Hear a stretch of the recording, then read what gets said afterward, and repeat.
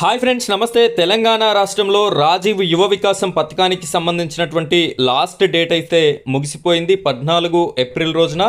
అయితే ఈ యొక్క రాజీవ్ యువ వికాసం లోన్స్కి సంబంధించినటువంటి బిగ్ అప్డేట్ అనేది రావడం జరిగింది. ఇందులో భాగంగా ఏ కేటగిరీకి ఎంతమంది అప్లై చేసుకున్నారు, ఎన్ని లక్షల అప్లికేషన్స్ అనేది రావడం జరిగింది అనే పూర్తి విషయాలు కూడా మనకైతే ప్రభుత్వం వెల్లడించింది. దానికి సంబంధించినటువంటి పూర్తి వివరాలని మనం ఇక్కడ ఈ వీడియోలో ఎక్స్ప్లెయిన్ చేసుకుందాం. వీడియోని తప్పనిసరిగా లైక్ చేయండి, అదేవిధంగా వీడియోని చివరి వరకు చూడండి. మొదటిసారి కనుక మీరు మన ఛానల్ని చూస్తున్నట్టయితే సబ్స్క్రైబ్ చేసుకొని పక్కన బెల్ ఐకాన్ ఉంటుంది, దానిపైన ట్యాప్ చేసి ఆల్ అని సెలెక్ట్ చేసుకోండి. ఇలాంటి రాజీవ్ యువ వికాసంకి సంబంధించిన ప్రతి అప్డేట్ అనేది మీ వరకు రావడం జరుగుతుంది.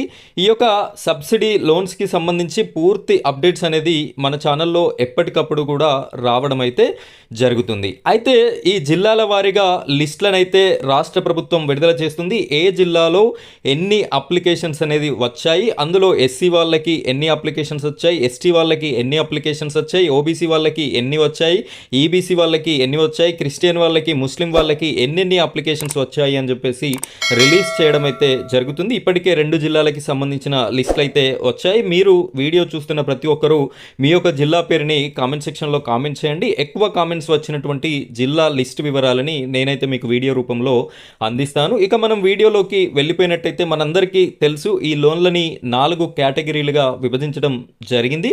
1వ కేటగిరీ 50,000 రూపాయలు పూర్తిగా మాఫీ, ₹1 కూడా తిరిగి చెల్లించాల్సినటువంటి అవసరం లేదు. 2వ కేటగిరీ 50 నుండి ₹1,00,000, ఇందులో 10,000 మాత్రమే తిరిగి చెల్లించాలి, 90,000 అనేది మాఫీ. 3వ కేటగిరీ 1,00,000 నుండి 2,00,000 వరకు, ఇందులో మనం 40,000 అనేది చెల్లించాల్సి ఉంటుంది, 1,60,000 అనేది మాఫీ రావడం జరుగుతుంది. చివరి కేటగిరీ 4th కేటగిరీ అయినటువంటి 4 లక్షల వరకు ఈ యొక్క లోన్ సబ్సిడీ అనేది ఉంటుంది. ఇందులో సమ్ అమౌంట్ అనేది బ్యాంక్ వాళ్ళకి పే చేయాల్సి ఉంటుంది. ఈ విధంగా 4 కేటగిరీస్ని అయితే విభజించి అప్లికేషన్స్ని స్వీకరించడం జరిగింది. ఇందులో భాగంగా తెలంగాణ రాష్ట్ర వ్యాప్తంగా ఎన్ని అప్లికేషన్స్ వచ్చాయి, ఏ కేటగిరీకి ఎన్ని వచ్చాయి, ఎవరికి లోన్ వచ్చేటటువంటి అవకాశం ఉంది అనేది ప్రముఖ దినపత్రికలో వచ్చినటువంటి పేపర్ ప్రకటనని చూపిస్తూ నేను మీకు ఎక్స్ప్లెయిన్ చేస్తాను. వీడియోని కంటిన్యూ చేయండి.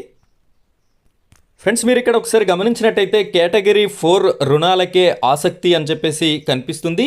రాష్ట్ర ప్రభుత్వం ప్రతిష్టాత్మకంగా ప్రవేశపెట్టిన రాజీవ్ యువ వికాసం పథకంలో అత్యధికంగా యువత కేటగిరీ 4 రుణాలు పొందేందుకు ఆసక్తి చూపింది.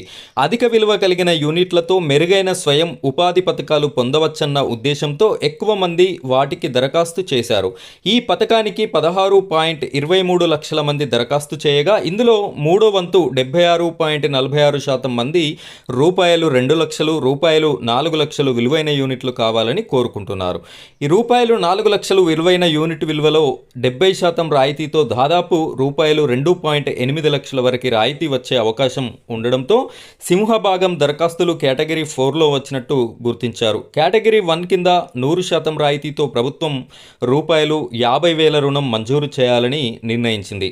రోజువారీ చిరు వ్యాపారాలు చేసుకునే వారికి ఉపయుక్తంగా ఉంటుందని భావించింది. అయితే ఈ కేటగిరీలో దరఖాస్తులు 30,000 మాత్రమే వచ్చాయి.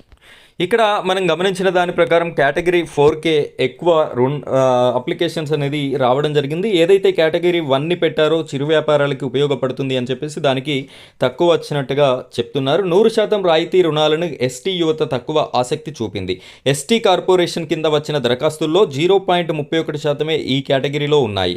మైనారిటీ 4.7%, క్రిస్టియన్ మైనారిటీ కార్పొరేషన్ల 7.1 పరిధిలో కొంత మెరుగ్గా ఉంది. కేటగిరీ 2 కింద 50,000 నుంచి రూపాయలు 1,00,000 లోపు రుణాలకి 93,000 మంది దరఖాస్తు చేశారు. కేటగిరీ 3 కింద 2 లక్షల లోపు యూనిట్లకి దరఖాస్తులను ఆహ్వానించారు. మొత్తం దరఖాస్తుదారుల్లో ఎస్సీ, ఎస్టీ, బీసీ, ఈబీసీ వర్గాలకు చెందిన 83-84% మంది కేటగిరీ 4 కింద యూనిట్లు కోరుకుంటున్నారు. మైనారిటీ కార్పొరేషన్లో 31%, క్రిస్టియన్ మైనారిటీ కార్పొరేషన్లో 64% మంది దరఖాస్తు చేసుకున్నారు. సో ఈ విధంగా మనకి ఈ రాజీవ్ యువ వికాసానికి సంబంధించినటువంటి ప్రముఖ అప్డేట్ని అయితే అందించింది. జిల్లాల వారీగా లిస్టులు అయితే రిలీజ్ అవుతున్నాయి. దానికి సంబంధించిన ప్రతి జిల్లా వీడియో అనేది నేను పెట్టడం జరుగుతుంది. మీ యొక్క జిల్లాని కామెంట్ సెక్షన్లో కామెంట్ చేయండి. అలాగే ఇలాంటి రాజీవ్ యువ వికాసానికి సంబంధించిన ప్రతి అప్డేట్ మీరు సబ్సిడీ తీసుకునేంత వరకు కూడా నేను అందిస్తాను. కాబట్టి మన ఛానల్ని సబ్స్క్రైబ్ చేసుకొని సపోర్ట్ చేయండి. Thank you friends, thank you very much.